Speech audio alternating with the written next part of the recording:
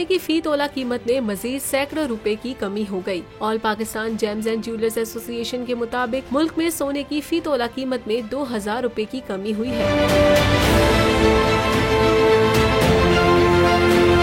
2000 रुपए कमी के बाद फी तोला सोना 1,98,000 रुपए का हो गया है। 10 ग्राम सोने का भाव भी 1,715 रुपए कम होकर 1,69,753 रुपए पर आ गया है। आलमी बाजार में सोने का भाव $8 कम होकर $1,849 फी औंस है।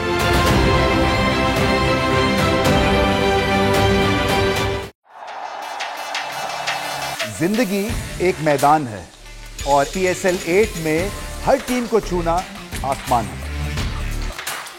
6 टीमों के बीच धुआंधार लड़ाई। ये शोर न लड़ाई का है न डर का, ये शोर है जीत का, ये शोर है जुनून का। खेल का जुनून रोजाना रात 11 बजे सिर्फ बोल न्यूज पर।